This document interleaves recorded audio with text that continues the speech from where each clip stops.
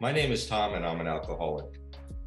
In an effort to improve outreach to members in the armed services who may be struggling with an alcohol problem, we're collecting interviews from current AA members serving in the US and Canadian Armed Forces to share the experience and strength and hope they have found in Alcoholics Anonymous.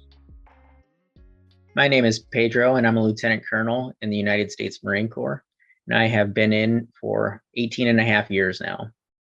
I'm a recovered alcoholic and member of Alcoholics Anonymous. I have not had a drink since January 19th, 2002.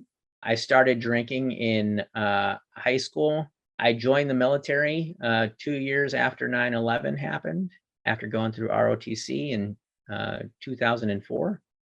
I've served in Iraq and Djibouti as part of combat deployments and have continued to stay after those were over. Getting and staying sober in AA has not hurt my career at all. In fact, it's the thing that has let me stay in uniform this long.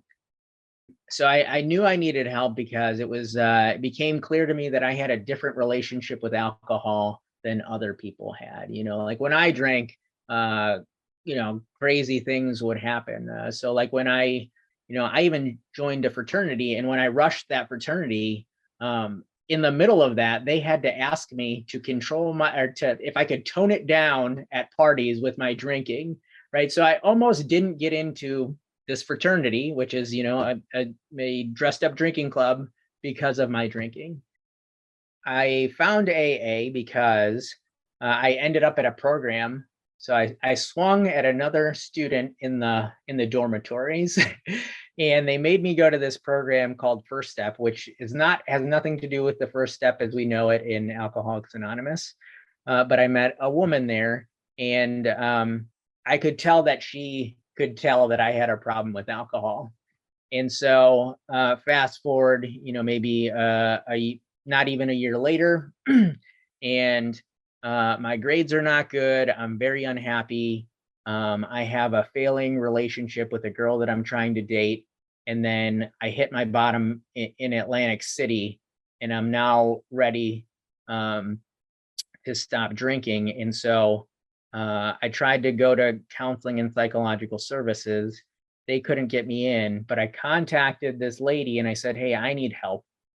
Right. And she said, "Okay, well, have you tried contacting psychological services?" And I said, "I did, and they can't get me in for, another 10 days or whatever." And I said, "I can't make it that long." And so she picked up the phone and got me in that day. Sat down with the counselor. I talked to him. He said, "Okay, can you stay sober through the rest of the day?" I thought I could. I came back and then come back tomorrow, and I came back the next day, and he said, "I really think that the story that you told me is that you're full of it. I talked to the guy who you talked to last year. He told me the same thing you told me. And unless you're ready to do something about your drinking, I don't think you're going to get any different results." And I said, "Yeah, you're right." And then he said, "Well, have you thought about going to AA?" And I said, I've thought about it." And he said, "Well, why don't you make a decision? Tell me you're going to go, and go." And I hadn't really realized that I had never made a decision to do anything. And so I said, "Fine, I will go." And that's how I got to Alcoholics Anonymous. But I did have some fear about my military service, certainly about my clearance. I remember being a second lieutenant, having a conversation about this with a senior officer, and asking the question, like, am I even eligible for a top secret clearance? If I'm a sober member of Alcoholics Anonymous. And it turns out none of that matters, right? Like, they do ask you questions about it during the interview process for your clearance, but I've always answered them truthfully, and it has never been an impediment to anything I've wanted to do in uniform. It was tough to not be able to tell people, or at least it was tough feeling that I couldn't, tell people about it. And so I wrestled with this question: well, do I tell people or not? And what I arrived at very early, in my time in uniform, was that I will tell people. It's not the first thing I'm going to tell them, but if it comes up and I'm comfortable telling them, there's no reason why I shouldn't, right? Because that is an opportunity for me to be of service, right? Because there is certainly no shortage of people that struggle with alcohol in the military. And if I can help one of them, and it's because I told somebody I was in AA, all the better. I've been deployed for a total of 27 months over the course of my career. So my first deployment was a year-long deployment to Iraq. And I did not know how I was going to deal with that going into it. So I thought about that. What's my plan going to be? My first deployment, I was like, well, what do we know about Alcoholics Anonymous? And we know that when Bill Wilson was struggling in Akron, he picked up the phone and he called a clergyman, right?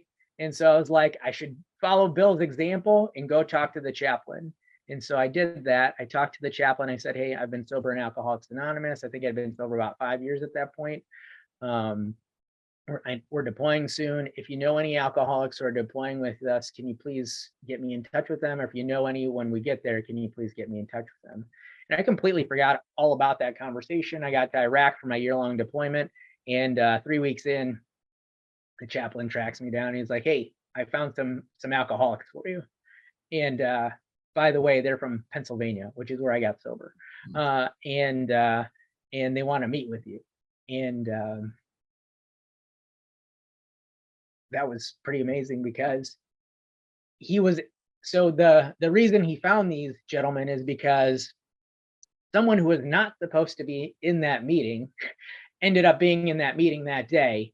And he heard the announcement that the chaplain made, and he came up and talked to him after the meeting, right? So I had a higher power working in my life.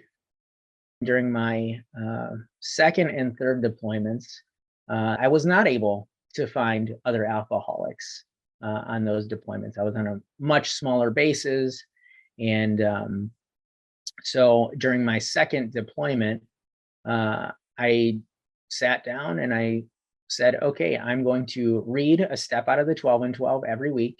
And I'm going to write an email to everyone I know in AA. And that's going to be my meeting for the week so I can have some fellowship. And it was an amazing experience for me because every once, so I got to do fellowship that way. And every once in a while I would get an email back from somebody saying, hey, in the United States, dozens of meetings a week, hundreds of meetings a week, whatever. Yours is the only one that I've made recently. And I thought that was pretty amazing to be of service in Alcoholics Anonymous that way. So it worked on that deployment, and I continued to do that for my third deployment, which actually I did have some meetings then, but I augmented with this online meeting, and it was great. And one of the after doing it from that third deployment, my sponsor at the time, he had gotten pancreatic cancer. And so he was bedridden quite often. And he said, one of the things I could do was read your. So pretty amazing. It's such a great gift we've been given, isn't it? Pedro, thank you for sharing your experience, strength, and hope with us today. Thank you for having me. The views and opinions expressed during this podcast are those of the individuals. No one person speaks for AA as a whole. For more information about AA, please visit our website at aa.org.